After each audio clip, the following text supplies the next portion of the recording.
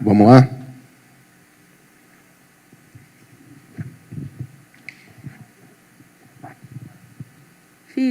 Felipe, boa noite. Primeiro, não é o primeiro jogo que você ganha nas mexidas e na forma como você lê o jogo, a gente já falou sobre isso em outra coletiva, mas talvez seja o primeiro jogo que você ganha mexendo diretamente com dois jovens da base, né? O Guilherme e o Matheus Gonçalves.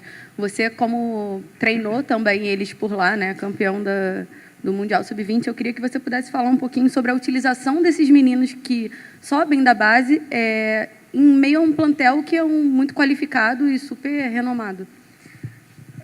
A vantagem que eu tenho de ter trabalhado no Sub-17 e no Sub-20 é essa, que eu conheço todos os meninos que estão no clube, sei o que eles podem render, e eu sou um treinador que me guio muito pelos treinos, muito. Eu vejo os detalhes, depois do treino eu chego em casa, revejo o treino, que é gravado, para entender como foram esses comportamentos. E o Guilherme e o Matheus, eles treinaram juntos durante a semana, e uma das minhas questões dessa semana foi deixar o Matheus fora, pensando justamente no segundo tempo, porque bateu uma troca imponente no campo. Sei que ele não entrou da melhor forma, não foi a melhor versão do Matheus, mas esse foi o meu pensamento. O Guilherme e o Matheus se deram bem juntos, e, como eu falei, eu conheço bem o Gui. Quis colocar ele já contra o Fluminense uns jogos atrás, mas não senti confiança, porque, como eu falei também na outra coletiva, eu tenho que ter muito cuidado com esses meninos para não queimar, né? Claro que eu não esperava que ele fosse fazer o gol e estar jogando solto do jeito que ele foi, mas sim, eu tenho muita confiança nele, porque ele jogou, eu acho que todos os jogos comigo titular no Sub-20, e eu confio muito nesse jogador. Nele, no Matheus, e muitos outros que estão subindo agora e estão tendo oportunidades de treinar com a gente, e com certeza vão ajudar nesse período. Obrigado. Felipe, boa noite, parabéns pela vitória, pela virada. Mais uma vez o Flamengo demonstrou já uma superioridade no primeiro tempo, mas outra vez pecou, ainda buscando uma melhor eficiência nas finalizações e nas jogadas construídas. O Flamengo consegue ser superior ao adversário, mas não consegue traduzir isso no resultado. Hoje poderia ter tido uma vitória mais tranquila. Como é que você está tentando trabalhar isso, jogo a jogo, para tentar melhorar, até já visando a próxima temporada? Já falei, acho que todas as coletivas a gente bate nesse assunto do gol, né? É um assunto, assim, delicado, porque da parte que me compete, é bom para mim, porque o time está criando. Isso quer dizer que o trabalho está sendo bem feito na parte ofensiva, e realmente às vezes a gente está errando, está pecando em fazer gols. Da minha parte, o que eu posso fazer? Dar treinos, finalização, comportamentos, conceitos, e essa vivência perto do gol com os goleiros, para eles se sentirem mais frios. Mas eu acredito que a melhor forma de esquecer desse assunto, de melhorar esse assunto, é não falar dele, né? Que não falar, só treinar. Não falar que a gente tem uma falta de gol. E até mesmo porque quando ganha todo mundo, e perde todo mundo.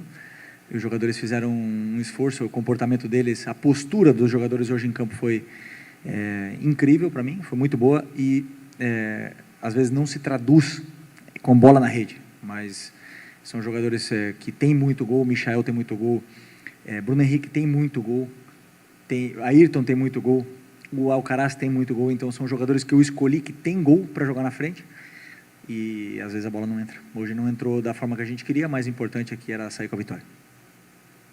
Felipe, boa noite. Boa noite.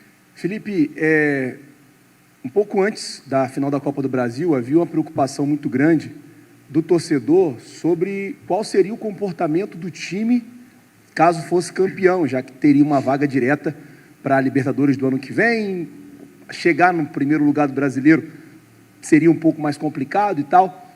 E você falou que você pensa jogo a jogo, e que na sua cabeça, se você perder um jogo, você acha que você vai ser demitido e tal. Queria saber, assim, como é que você está tratando com os jogadores isso, para deixar para os caras claro que, tem que treinar como se a gente estivesse lutando para estar na Libertadores, lutando para ser campeão, tem que treinar o dia a dia. Como é que você está trabalhando para não deixar cair o ímpeto dos jogadores de ganhar e de continuar treinando? Boa pergunta. eu penso o seguinte, eu não vejo outra forma de viver a vida senão dar o melhor, o máximo em tudo, mas não é no futebol, não é quando acabar, falta 2 jogos e não briga por mais nada, ou como você falou, já foi campeão, ou não sei, no ping-pong, quando já está brincando com o teu filho. Eu não vejo outra forma na vida senão em tentar ganhar, em tentar fazer o melhor e dar o máximo. Esse sou eu, ok? E eu transmito para os meus jogadores que eu não permito em nenhum momento que eles se relaxem. Não vou permitir. Isso é uma cultura de treino que eu tenho na minha mente, que eu aprendi o Simeone, eu já falei para vocês que ele transformou minha vida, e eu transmito isso. Eu não vou aceitar nunca que eles se relaxem. E eles não se relaxaram. Eu não precisei nem falar.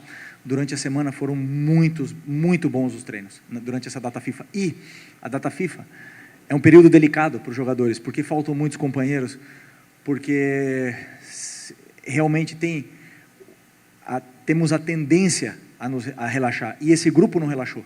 Então eu não precisei praticamente falar com eles sobre isso. E é fácil. Você, quando joga no Flamengo, quando você joga no time grande, a vantagem, a virtude que você tem é que você é exigido todos os dias, todos os segundos ao máximo, porque senão você é cobrado. E eles sabem disso. Esses jogadores muitos deles estão aqui há muito tempo, e eles já passaram por isso de se relaxar em algum momento e depois ser cobrados. A gente viu o Vaias, depois de ganhar a Libertadores e o Brasileiro em 2019, para o Rodinei. Então, nesse clube aqui, não podemos baixar nunca a guarda.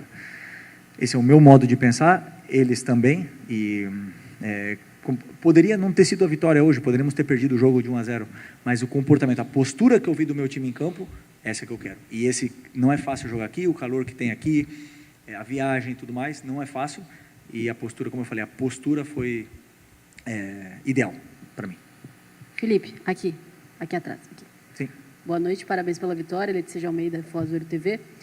Você precisou encontrar alternativas para conquistar essa vitória, também com jogadores vindo da base, o caso do Guilherme que fez o gol, o Matheus Gonçalves, muitos jogadores sendo utilizados nessa partida que são da base do Flamengo, porque o Flamengo está com a ausência de jogadores, tanto no departamento médico, como também nas suas respectivas seleções.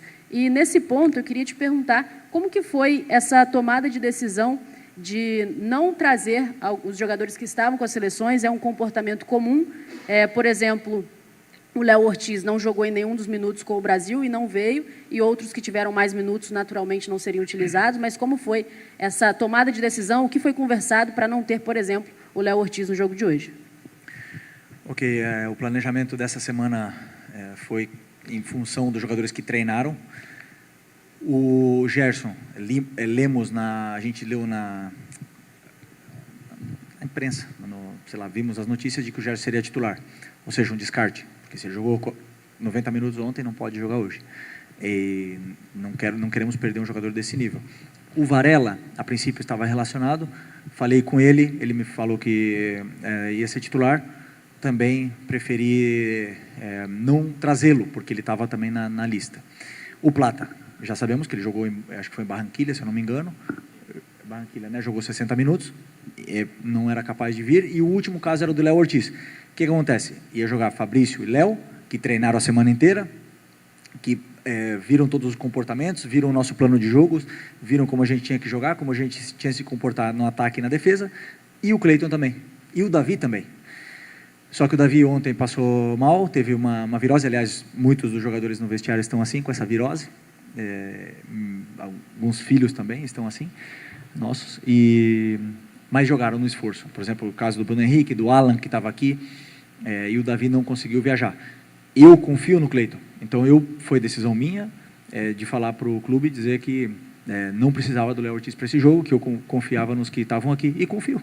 Mesmo se tivesse sido outro resultado, teria falado a mesma coisa, confio nos jogadores que estão aqui, e acredito que não posso correr riscos nessa reta final com jogadores que estão, como o Léo, que mudou a metodologia de treinos na seleção durante essa semana, e o corpo gera uma adaptação, então é sempre um risco grande jogar, porque ele não iria dormir nessa noite. Então, essa foi a decisão sobre a data FIFA. Okay?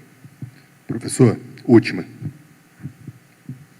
Felipe, eu vou pedir permissão para fugir um pouquinho do factual aqui, porque a gente está fazendo uma reportagem especial sobre os 5 anos da conquista da Libertadores de 2019. E a gente sabe que muito da idolatria da torcida do Flamengo com essa geração dos jogadores vem também desse título. Eu queria saber de você, assim, olhando para trás, o que esse título significou e significa na sua vida profissional e até na sua vida pessoal? Assim, vocês me conhecem bem, né? Eu não gosto muito de falar do passado e dos títulos que ficaram para trás. Não vivo disso, nunca quero viver disso. Para mim, tenho um troféu, uma réplica lá em casa, tenho uma medalha. Não fico olhando, não está na sala, não está em lugar visível, porque eu gosto de esquecer o passado e sempre procurar ganhar um novo. Mas esse título, a noite anterior em Lima, foi a primeira vez na minha carreira que significava demais para mim, o título. Demais. Mais do que o normal. Assim, meu sonho sempre foi ganhar Champions. Sempre foi esse, na minha carreira, como jogador. Eu não consegui ganhar Champions, só que o fato de poder conquistar uma Libertadores com o clube do meu coração significava demais para mim. Demais. E vocês viram o meu jogo, não foi o melhor jogo que eu fiz. Isso foi... eu não consegui separar a emoção da razão nesse dia, mas conseguimos a vitória como equipe. E eu sou parte dessa história e sou muito grato pela oportunidade que me deram de estar aqui nesse momento, de fazer parte desse grupo vitorioso. Mas eu quero, como eu falei, como eu não gosto de falar do passado, eu prefiro estar em outra função, poder fazer outra história, tentar conquistar outro título e dar alegrias de novo, e sentir essa conexão, essa comunhão com a torcida que é inesquecível. Então, eu estou aqui hoje em busca desse grande objetivo. Ok? Obrigado, professor. Obrigado a todos. Boa noite.